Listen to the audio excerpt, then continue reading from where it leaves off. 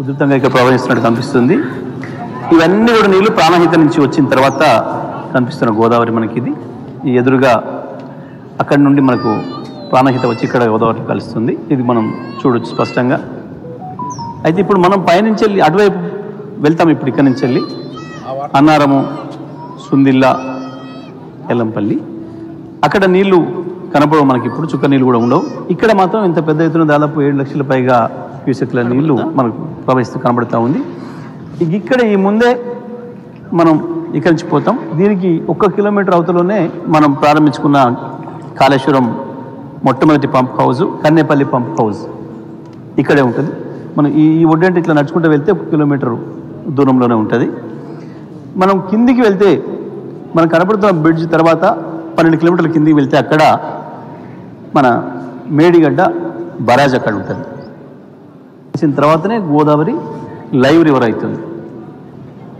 ఎప్పుడు కూడా సంవత్సరం అంతా కూడా ఆగకుండా మనకు నీళ్ళు కనపడేది ప్రాణహిత నీళ్ళు వచ్చి దీంట్లో కలిసిన తర్వాతనే. ఇది ప్రారంభం. ఇప్పుడు మనం కూలింది కూలింది కూలింది అని చెప్పి కదా. ఇది మేడిగడ్డ బ్యారేజ్ ఇప్పుడు నేను నడుస్తుంది.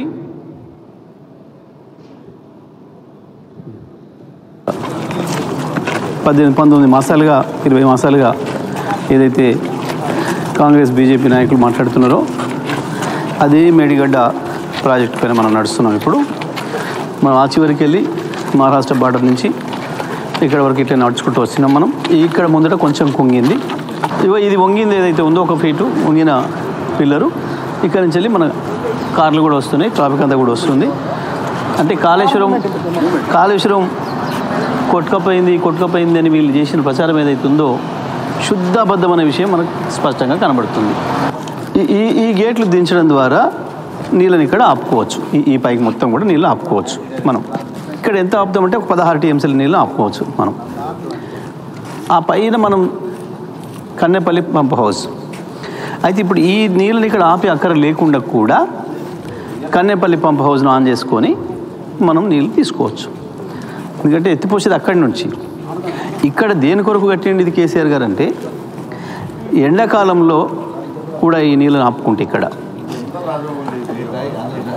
ఆ తర్వాత వచ్చే వానకాలానికి నీళ్ళు అవసరం పడితే ఈ నీళ్ళను కూడా వాడుకోవచ్చు.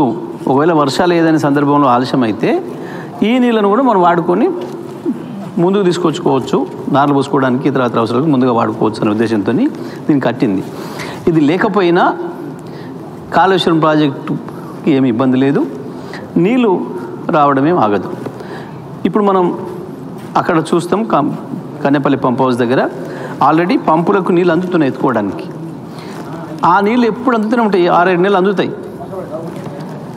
ఎప్పుడు అంటే వరద తగ్గిన తర్వాత, ప్రాణహిత నుంచి వచ్చిన వరద మొత్తం తగ్గిన తర్వాత ఇవి నీళ్ళు ఇక్కడ అందుబాటులో ఉండటానికి అని చెప్పి ఈ బ్యారేజ్ కట్టింది. ఇది మొత్తం కాళేశ్వరం బ్యారేజ్ల ప్యాకేజీలో మొత్తం అన్ని కలిపి 19 రకాల కాంపోనెంట్లు ఉంటే అది ఒక్కటిది. దీని ఖర్చు 2500 కోట్లు. ఇన్ని 85 పిల్లర్స్, 85 గేట్లు, వీటన్నిటి ఖర్చు కలిపి 2500 కోట్లు. దాంట్లో పోయింది ఇది ఒక్కటి. దీన్ని చేసుకుంటే 2-3 నెలలు ఎప్పుడు అయిపోయేది వాస్తవానికి. కానీ ప్రభుత్వానికి ఇష్టం లేకనే చేయడం లేదు. ఇది కాళేశ్వరం కథ. ఇప్పుడు మనకి ప్రాణహిత కలిసిన తర్వాత వస్తున్న గోదావరి ఇది. నీళ్ళు ఎంత పోతుంది, ఎంత ప్రవాహం పోతుందో చూడండి. లక్షలాది క్యూసెక్లు పోతున్నాయి. ఇప్పుడు ఆల్రెడీ ఇక్కడ నీళ్లు ఉన్నాయి. ఈ నీళ్లను మనం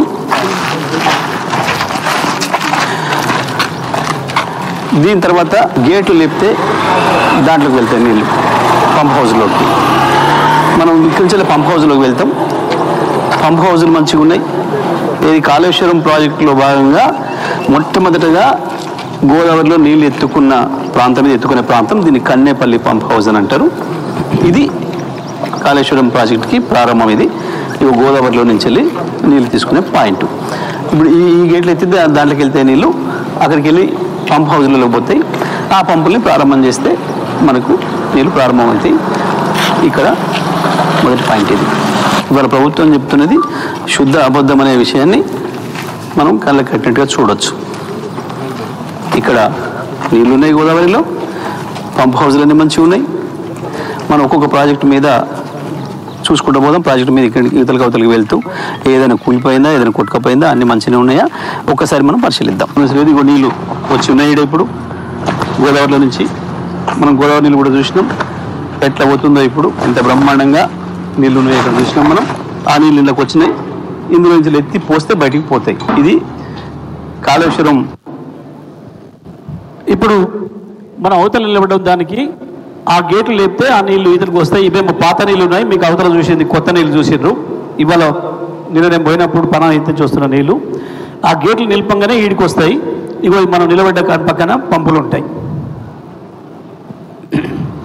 పంప్ హౌజ్లో దాంట్లో మొట్టమొదటిది ఇది. గోదావరి నుంచి నీళ్ళు పంప్ హౌస్లో తీసుకుపోయి గోదావరి నుంచి నీళ్ళు గోదావరిలో నుంచి మనం డైరెక్ట్గా నీళ్ళు తీసుకుంటాం. ఇది మనం గోదావరి నీళ్ళు చూస్తాం. మొట్టమొదటి పంపు హౌజు కన్నెపల్లి పంపు హౌజు. ఇది మొత్తం మంచిగా ఉంది. ఒక్క బటన్ నొక్కితే ఈ 17 పంపులు ఆన్ అయి నీళ్లు పైన పోస్తాయి. మనం చూస్తాం, మంచిగా ఉంది, ఎక్కడేం చిన్న ఇబ్బంది కాలే. ఈ మోటార్లకు నీళ్ళు ఎక్కడి నుంచి వస్తున్నాయో అవతల నుంచి వెళ్ళి ఈ గోడ అవతల నుంచి వెళ్ళి నీళ్ళు వస్తాయి. ఇప్పుడు ఈ గోడ అవతల నీళ్ళు ఉన్నాయి, గోదావరి నీళ్ళు.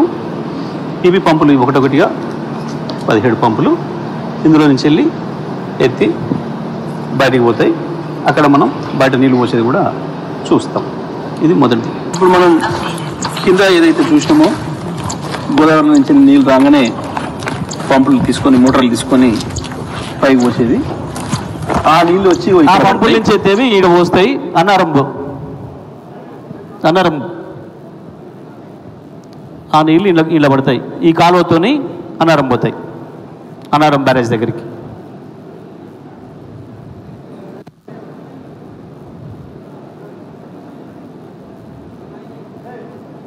ఇక్కడికి వస్తాయి. అక్కడ కన్నేపల్లి పంప్ హౌస్ దగ్గర మొట్టమొదటి పాయింట్ కాళేశ్వరం నీళ్లను పైకెత్తే, గోదావరి నుంచి పైకెత్తి పోసే మొట్టమొదటి పాయింట్ కన్నేపల్లి పంప్ హౌజు. అక్కడి నుంచి ఏదైతే మనం పెద్ద కాలువ మనం చూసుకుంటూ వచ్చినామో ఆ కాలువ ద్వారా వచ్చింది ఈ కాలువ కూడా. ఇదంతా కూడా ఇక్కడ మళ్ళీ పైన గోదావరిలో కలుస్తుంది. ఈ గోదావరిలో కలిసిన తర్వాత ఈ నీళ్లను వెనక్కి తీసుకుపోవడం కొరకు ఇక్కడ కేసీఆర్ గారు నిర్మాణం చేసిన ప్రాజెక్ట్ పేరు, బ్యారేజ్ పేరు సరస్వతి బ్యారేజ్. ఇది అన్నారం అనేది గ్రామం, ఇక్కడ అన్నారం బ్యారేజ్ అంటారు. దీన్ని సరస్వతి బ్యారేజ్ అని చెప్పి దీనికి పేరు పెట్టడం జరిగింది. ఇప్పుడు మనం అన్నారం బ్యారేజ్ మీద ఉన్నాం, సరస్వతి బ్యారేజ్ అంటారు దీన్ని. ఇది కూడా ఏదో ఖరాబ్ అయింది అని చెప్పి దీంట్లో నీళ్లు నింపితే ఏదో పోతుందని చెప్పి సాకులు చూపించి నీళ్ళు నింపడం లేదు ఇవాళ ఈ ప్రభుత్వం. ఈ బ్యారేజ్ మీద మనం చివరి దాకా వెళ్ళేసి వద్దాం. ఇక్కడికి కంచెలు అక్కడికి మనం ఎక్కడ ఏమి చిన్న డ్యామేజ్ లేదు, ఏ రకమైన ఇబ్బంది కూడా లేదు. ఒకసారి మనం చివరి దాకా వెళ్ళొచ్చే ప్రయత్నం చేద్దాం. దీని మీద ఇట్లకి వెళ్దాం. ఇది సరస్వతి బ్యారేజు. మనం ముందు ఆ పక్కన చూసి వచ్చినాం, ఇప్పుడు ఈ పక్కకు కూడా వచ్చినాం. మనకు బ్యారేజ్ మీద నుంచి వెళ్ళే వచ్చినాం. మనం మొత్తం బ్యారేజ్ మీదుగా వచ్చినాం. ఒకసారి చూపించే ప్రయత్నం చేద్దాం. ఇక్కడ నుంచి అక్కడికి మనం ఇప్పుడు కారు మీద వచ్చింది, అక్కడి నుంచి ఇక్కడికి వచ్చినాం. మళ్ళీ ఇక్కడి నుంచి మనం అక్కడికి వెళ్తున్నాం. ఈ బ్యారేజ్ కూడా కొట్టుకపోయింది, ఆడ బాగలేదు, ఆడ నీళ్ళు నిల్వవు అని చెప్పి పదే ఉత్తమ్ కుమార్ రెడ్డి, రేవంత్ రెడ్డి మాట్లాడుతున్నారు. ఇప్పుడు ఈ బ్యారేజ్ మీద మనం కారులోని అవతలకి పోయి వచ్చినాం. అన్ని పిల్లర్స్ చూసినాం, అన్ని గేట్లు చూసినాం. అన్ని గేట్లు కూడా మంచిగానే ఉన్నాయి, ఏ చిన్న ఇబ్బంది లేదు. ఇక్కడ మీరు ఇంకోటి కూడా గమనించాలి. మనం ప్రాణహిత దగ్గర కన్నెపల్లి పంప్ హౌస్ దగ్గర చూస్తేనేమో నీళ్లు ఉన్నాయి, గోదావరి నిండా నీళ్ళు వస్తున్నాయి. మనం ముక్తేశ్వర స్వామికి హారతి కూడా ఇచ్చినాం. ఇక్కడ చూడండి గోదావరి నీళ్ళు లేవు, ఎండిపోయి కనబడతా ఉంది. ఇక్కడ నుంచి సుందిల్లా ఇవి గేట్లు. ఓకే, ఇదంతా అయిపోయింది. ఏదైతే బ్యారేజ్ గట్టి పెట్టి ఆ గేట్ల సందు దాని పెట్టిన పేరే సరస్వతి బ్యారేజ్ అని. ఈ పంప్ హౌస్ కూడా సరస్వతి పంప్ హౌస్ అని పేరు పెట్టారు. ఒక్క నిమిషం కేసీఆర్ గారు. ఇది సుందిల్ల బ్యారేజ్ దగ్గర ఉన్న పంప్ హౌస్. ఏదైతే మనం అన్నారం దగ్గరికి నీళ్ళు తీసుకొచ్చినామో కన్నె పంప్ హౌస్ నుంచి, ఆ అన్నారం బ్యారేజ్ని కట్టి 30 కిలోమీటర్ల పైగా నీళ్ళని వెనక తీసుకొస్తాం.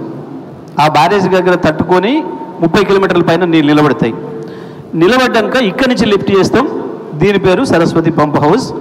దీన్ని లేపి సరస్వతి సుందిళ్ళ బ్యారేజ్లో పోస్తాం. దాని పేరు పార్వతి బ్యారేజ్. సుందిళ్ళ బ్యారేజ్లో పోస్తాం. ఏ సరస్వతి బ్యారేజ్తోనైతే ఆగి నీళ్ళు వెనక్కి వచ్చినాయో ఆ నీళ్ళని లేపుతున్నాం కాబట్టి దీనికి కూడా సరస్వతి పంప్ హౌస్ అని పేరు పెట్టారు. ఆ ప్రాజెక్టు పెట్టిన పేరు, ఆ బరాజ్కి పెట్టిన పేరు ఈ పంప్ హౌస్కి పెట్టినారు కేసీఆర్ గారు. ఇది కూడా బ్రహ్మాండంగా ఉంది, మంచిగా ఉంది, ఏమి ఇబ్బంది లేదు. ఒక్క పైకి పోసేది పార్వతి బ్యారేజ్. అట్లా ఇవి సుందిళ్ళ దగ్గర నిర్మించబడ్డ సరస్వతి పంప్ హౌస్ బాగా ఉంది, నీట్గా ఉంది. బ్యారేజ్ కడితే ఇది ఇక్కడ వరకు వచ్చి కిందికి వచ్చి ఆగినాయి. వాటిని మనం సరస్వతి లిఫ్ట్ చేసుకొని ఈ పంపులు ఏదైతే కనబడుతున్నాయో మీకు అవి దాని ద్వారా నీళ్ళు ఇందులో పోస్తాం. పోసిన నీళ్లు సరస్వతి లిఫ్ట్తో దీంట్లో పోసిన నీళ్లు ఇందులోకి వస్తాయి, గోదావరిలోకి వస్తాయి ఈ మార్గం నుంచి. ఇక మళ్ళీ మనం ఇక్కడ దీన్ని అడ్డుకట్టేసుకున్నాం, బ్యారేజ్ కట్టుకొని ఇక్కడ నీళ్లను ఆపుకుంటే ఇవి ఈ రకంగా వెనకకు పోయి మళ్ళీ ఎల్లంపల్లి చూడండి మీరు. మనం ఇక్కడి నుంచి మనం ఎల్లంపల్లికి పోతాం. ఎల్లంపల్లి బ్రిడ్జ్ దగ్గర మళ్ళీ ఉత్తమ్ కుమార్ రెడ్డి ఇంత పెద్ద నోరు వేసుకొని అసెంబ్లీలో కూడా చూపించండి. చూడండి, నీళ్లు పోతున్నాయి, మొత్తం లేకుండా పోతున్నాయి, సుందిళ్ళ దగ్గర నీళ్ళు నిలబడే పరిస్థితి లేదు, నీళ్ళు అట్లా కొట్టకపోతే అని చెప్పిన ప్రాజెక్ట్ ఇది. ఈ బ్యారేజ్ మనం చూసినాం, ప్రతి పిల్లర్ మంచిగానే ఉంది. ఇప్పుడు దాని మీద కూడా పోతాం మనం కారులో. ఇట్లనే ఒకటి లిఫ్ట్ పంపింగ్ పెట్టుకొని లేపి మళ్ళీ పైకి ఎల్లంపల్లిలో పోసుకుంటాం మనం. ఇప్పుడు మనం సుందిళ్ళ బ్యారేజ్ చివరి అంచుకు వచ్చినాం. మనం దాదాపుగా కిలోమీటర్ పైన మనం ప్రయాణం చేసేసి ఇక చివరికి వచ్చినాం. ఇది ఈ వైపు గేట్ మనం చూస్తూ ఉన్నాం. ఇప్పుడు ఇది మనం చూస్తున్నది గోదావరి సుందిళ్ళ దగ్గర, సుందిళ్ళ బ్యారేజ్ మీద మధ్యలో నిలబడి ఉన్నాం మనం. మొత్తం దీనిపైన మనం ఈ చివరి నుంచి ఆ చివరికి ప్రయాణం చేసినాం. చాలా భారీ వాహనాలు కూడా పోతున్నాయి చూస్తున్నాం. అంటే మనకి ఇది సుందిళ్ళ బ్యారేజ్ కూడా చాలా మంచిగా ఉంది, ఎక్కడ కూడా ఏమి ఇబ్బంది లేదు. విషయాన్ని మనకి తెలియజేస్తూ ఉంది. గోలివాడకు ఇక్కడి నుంచి ఈ బ్యారేజీని కట్టుకోవడం ద్వారా ఇంకొక 32 కిలోమీటర్ల పైకి తీసుకుపోతాం నీళ్ళు. ఎల్లంపల్లి ఎగదంతాయి పైకి 32 కిలోమీటర్ల పైకి పోయిన తర్వాత గోలివాడ అనే విలేజ్ దగ్గర దాకా నీళ్ళు వస్తాయి. అంటే ఎల్లంపల్లి బ్యారేజ్కి ఆనుకునేటట్లు వస్తాయి. అక్కడ మళ్ళీ బ్యారేజ్కి కింద ఆ గోలివాడ అనే విలేజ్ ఏదైతుందో అక్కడ కట్టిన పంప్ హౌస్ ఇది. మళ్ళీ ఇందులో నుంచి ఎత్తి దీని వెనుక పోసుకుంటాం, ఎల్లంపల్లిలో పోసుకుంటాం. ఇది కూడా చాలా బాగుంది, బ్రహ్మాండంగా అన్ని మోటార్లు మంచిగా ఉన్నాయి. 17 ప్రాజెక్టును చూస్తాం. దీన్ని ఎత్తిపోసేది కూడా మన అవతల వైపు మనం చూస్తాం. ఇప్పుడు ఎక్కడ పోస్తాయి ఎల్లంపల్లి మీద ఇవ్వండి. ఇప్పుడు మనం చూస్తుంది గోలివాడ పంప్ హౌస్. ఇది ఈ పార్వతి పంప్ హౌస్ ఉంటుంది. దీన్ని ఇది మూడవది. దీంట్లో నుంచి వెళ్ళి లేపి నీళ్ళు పైకి వస్తున్నాం మనం ఆ కింద నుంచి వెళ్ళి గోదావరిలో నుంచి. ఈ నీళ్లు చక్కగా శ్రీపాద ఎల్లంపల్లి ప్రాజెక్టులోకి పోతాయి. ఇక్కడ నుంచి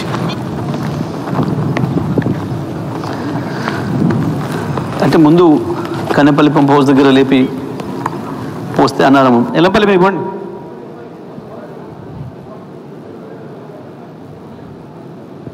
ఇప్పుడు మనం ఎల్లంపల్లి ప్రాజెక్టు మీద నిలబడి ఉన్నాం. మనం చూస్తే ఇక్కడ గోదావరి ఖాళీగా ఉంది మొత్తం. వాస్తవానికి కన్నెపల్లి పంప్ హౌస్ ప్రారంభం చేసి అన్నారం ద్వారా నందిమేడారం సుందిల ఎల్లంపల్లి బ్యారేజ్ బ్రహ్మాండంగా తీసుకుంటే నందిమేడారం దగ్గర కనుక మనం ఇక్కడి నుంచి దీని బ్యాక్ వాటర్స్ నుంచి ఎల్లంపల్లి బ్యాక్ వాటర్స్ నుంచి కొద్ది దూరం ఏమో ఓపెన్ ఛానల్ ద్వారా పోతే నీళ్లు. కొద్ది దూరం పోయిన తర్వాత అండర్ గ్రౌండ్లో సొరంగం ద్వారా పోతాయి. పోయిన తర్వాత నందిమేడారం అనే దగ్గర పోయిన తర్వాత అక్కడి నుంచి 85 ఫీట్లు పైకి లేపి పైన పోస్తాం. ఇక్కడ కన్నెపల్లి పంప్ హౌస్ దగ్గరనేమో 100 మీటర్లు హైటు. అంటే భూమిని ఎత్తున ఎట్లా కొలుస్తారు అని అంటే సముద్రం యొక్క లెవెల్ని తీసుకొని భూమి ఎత్తు కొలుస్తారు. సముద్ర నీళ్ళ యొక్క ఎత్తును తీసుకొని ప్రపంచం అంతటా భూమి ఎత్తును కొలుస్తారు. మనం ఒక ఇల్లు ఎత్తు ఉందిరా అంటే భూమి నుంచి వెళ్ళి 10 ఫీట్లు ఉందని అంటాం, ఓ తాటి చెట్టు 20 ఫీట్లు ఉందని అంటాం భూమి మీద నుంచి. మ్యాప్ వచ్చింది, ఆ మ్యాప్ మీద చూపించమంటారు. అయితే భూమి ఎత్తును కొలవాలంటే ఎక్కడ ఎంత ఎత్తు ఉంది చూడాలంటే సముద్రం నీళ్ళ లెవెల్తో కొలుస్తారు. సముద్ర నీళ్ళ లెవెల్తో కొలిచినప్పుడు కన్నేపల్లి పంప్ హౌస్ దగ్గర భూమి ఎత్తు 100 మీటర్లు. 100 మీటర్లు. అక్కడి నుంచి ఇక్కడికి వచ్చేవరకే అది 180 మీటర్ల 148 మీటర్ల హైట్కి లేపిపోస్తాం మనం నీళ్ళు ఇక్కడి నుంచి కాలువ ద్వారా కొద్ది దూరము ఓపెన్ ఛానల్ ద్వారా కొద్ది దూరం అండర్ గ్రౌండ్లో సొరంగం ద్వారా పోయిన తర్వాత నందిమేడారం అనే ఊరు దగ్గర అక్కడ లిఫ్ట్లు పెట్టి బాహుబలి లిఫ్ట్ అంటాం నందిమేడారం వల్ల ఈ రకంగా ఎండిపోయి